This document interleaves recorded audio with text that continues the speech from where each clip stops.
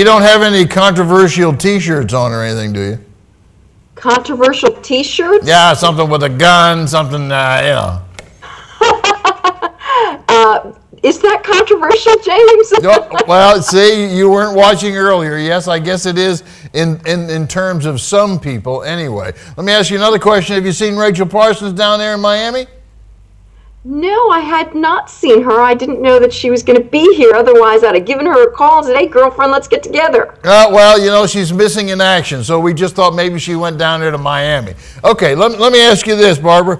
You sent us some photographs here of some outstanding animals, so bring us up to date. What's going on? Well, let's start in Missouri with the photograph of that big buck that I sent you.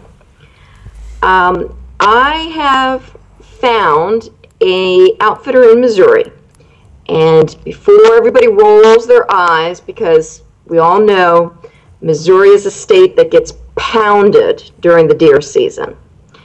Let me tell you a little bit about this operation that I found. This operator works in the northwest corner of the state, bordering the Iowa state line. And he has put together a little deer hunting haven there. He started there 6 years ago. Actually, he and his partner were just looking for a place to hunt on their own. And they started with a small lease, and they have built it up to 6,500 acres.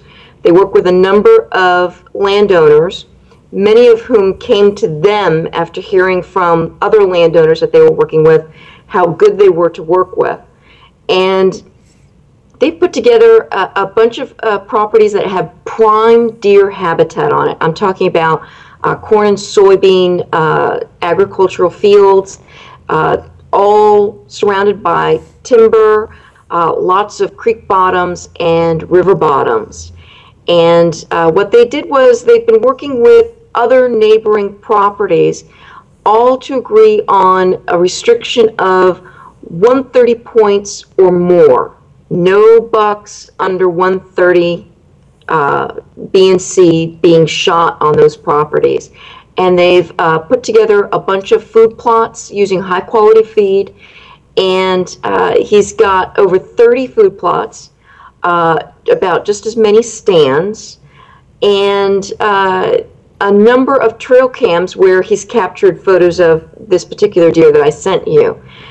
When he started there, Missouri had just implemented a rule that the minimum buck that you could take had to have 4 points on one side.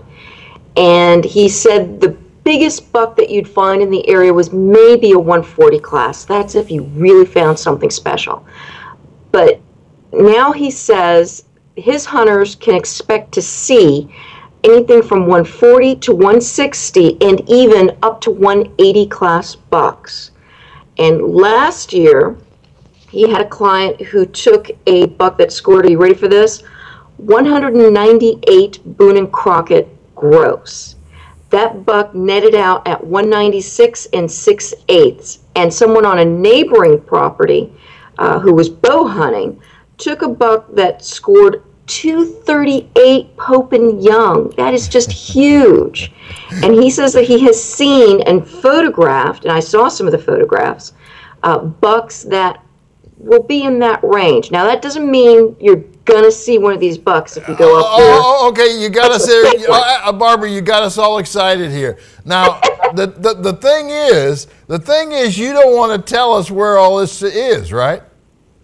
Well, I'll be happy to tell you in the hunting report. I see. Okay. We got to go to the hunting. We'll put a graphic up. We go to the hunting report, and we'll actually find out the location and who to contact?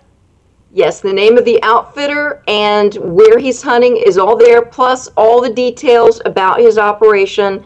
He has openings for this season, and it's very reasonably priced. I'm talking $1,700 to $3,000 for a 5-day deer hunt. He does archery, rifle, and muzzleloader. Licenses are over the counter, so there's no draw. If you missed out on the draw, this is a good opportunity. And some of these hunts are during the rut. Okay. So those are all big pluses for this particular operation. Okay, now you sent us another picture. You sent us a picture of an eland, and I'm going to have them put that up on the screen as soon as they can get that up on the screen. Tell us about this eland. I think it's somewhere in Botswana? Yes, this was taken in Botswana. This is the new #3 Safari Club International Livingstone eland. It was taken by Hunting Report subscriber Gary Madden. He was hunting with Mike Murray of Bottle Pan Safaris, and they were hunting the CH12 area. Now, Gary tells me that he and Mike were hunting a combination eland and elephant hunt, and he decided he wanted to do eland here because he says it's very challenging. It's on foot, you're tracking on foot all day long. Very thick cover. He says the Mopani is so thick, your visibility is about 40 yards. He says they found a big track about 9:30 in the morning, and it took them till 3:30 that afternoon on foot to catch up with this very small bachelor herd of eland. And he says it was very difficult to get on them because of the thick brush. And when they finally did get within range where he could see them and had a shot opportunity, the wind shifted and absolute mayhem broke out. And he says that Mike Murray just did a fantastic job keeping him on the right eland bull and getting him a clear shot. And as you can see there, it's a beautiful trophy. And congrats to Gary for taking the new #3 eland. It scored 116 3/8 SCI, and that is 2 inches over the current #3. So he's done a good job on that one. Yeah, absolutely. Congratulations to him, and I'm a little envious in that #1, I haven't taken anything quite that large in eland, but #2, and probably the most important to me, is that's some of the finest dinner table meat I have ever had in Africa. So I know that night they ate very well. I mean, that eland is a terrific meal at the end of the day. So yes, you're absolutely right. Congratulations to him. And to hunt eland on foot, that's a pretty good challenge now. Now, you know, I'm not sure if we were to weigh the brains of an eland to a kudu, who's smarter, but neither one of those are easy to hunt on foot. So congratulations again for being able to do that. The thing we had was a Marco Polo you're going to tell us about? Well, you may remember me telling you that there was a question whether Marco Polo would be opening at all in Tajikistan for fall of 2010. In January, you'll recall that I had told everybody that the announcement had been made by the president of Tajikistan that he would be issuing the order to reopen Marco Polo hunting in Tajikistan. There had been a moratorium in place while they did some population surveys and figured a couple of things out in terms of conservation. Well, months and months and months went by. The order was not issued, and people were starting to question and call me, asking me, you know, should I cancel my hunt? Should I, you know, leave it open? What should I do?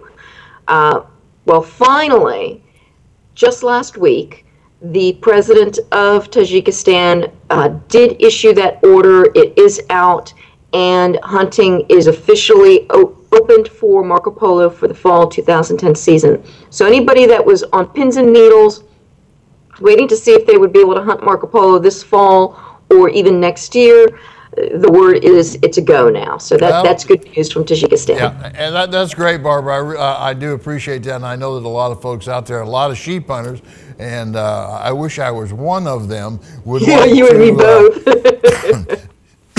Would like to be able, would like to be able to look at something like that. Thank you, Barbara. We appreciate that. We'll see you again next week. Sounds good, James. I'll be here.